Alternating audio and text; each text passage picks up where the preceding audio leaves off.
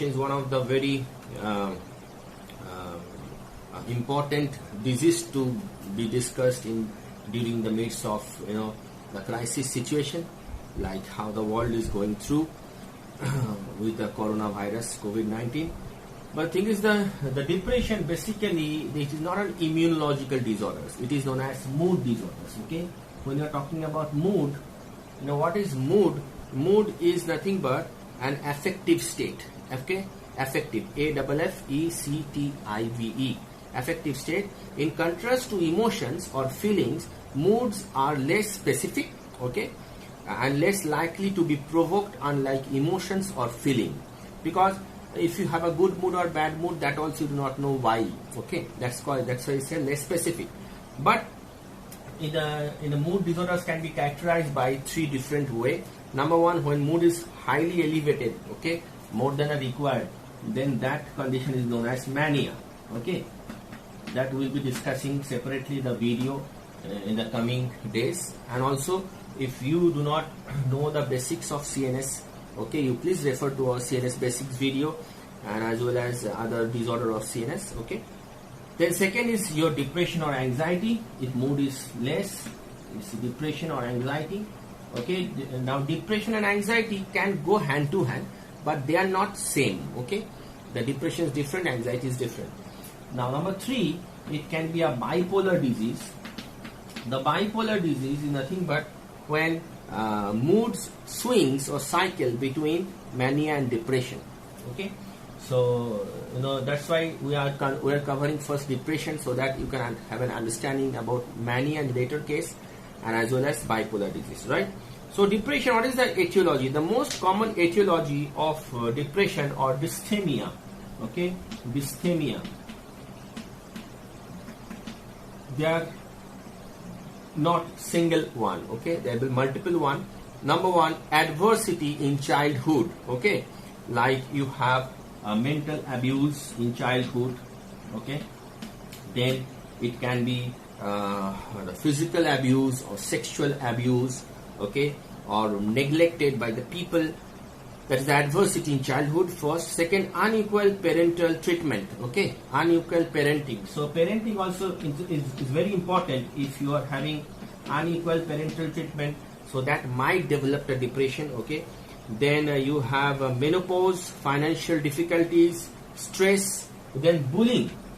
If you see, sometimes you friends crack jokes with you and you do not like, and if this is continued, then you find depression. Then of course the loss of love. Number four, the loss of love. Now this love is not only the person, that of course in the interpersonal this is becoming maybe very intense, but you may feeling depressed if it is not a person, if it is belongings also. Somebody have stolen some your precious watch, maybe you are depressed for sometimes. So loss of love, then social rejection, all this play very important role for depression. Now the pathophysiology, if you remember, I have told the noradrenaline and 5-HT, very important factor to control the depression. Because why?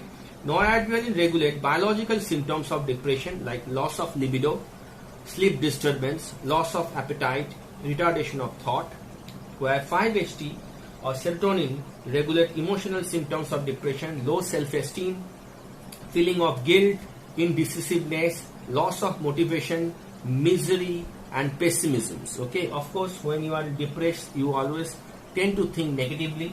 That's why to think positive, one must know he or she should be out of depression. If you are in depression, then you cannot think positive in your life. Okay, so that's the one. Now the thing is etiology. Noradrenaline, of course, I have already explained. There is one neuron, one cell bodies of CNS, locus coeruleus in pons, and the sympathetic ganglia of prevertebral region. It release noradrenaline from that particular place. Then you have noradrenaline stored in a synaptic vesicle and released from the synaptic vesicle by the exocytosis process.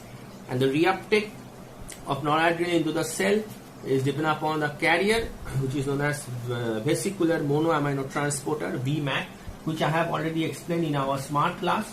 We are taking a smart class in Google Meet. If you are interested, please you go to our down link to get the phone number, WhatsApp phone number. If you are interested, then we can direct you to our Google Meet class, and our fees, if you want to get our videos also, that also you can discuss. Okay. Now, the noradrenaline cell group present in the brain stem are known as solitary nucleus. Solitary nucleus, this particular place of nucleus regulate food intake and response to stress. That's why when you are, I have given a noradrenaline related symptoms, loss of appetite. So when your noradrenaline is less, this nucleus stimulate in a very less manner. So that's why you don't want to eat the food. Okay, that is the thing. Then the noradrenaline 5-HT both can metabolized by monoamino oxidase A enzyme, MAO-A enzyme, that I have already also discussed, and present in cytosols of neurons and mainly at synaptic junction. This particular enzymes.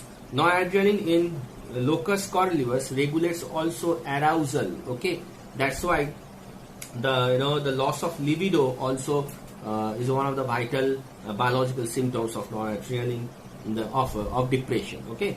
Now the next thing is the serotonin, the 5-HT. It was an hyper question. Where does the 5-HT release in the body in the maximum amount?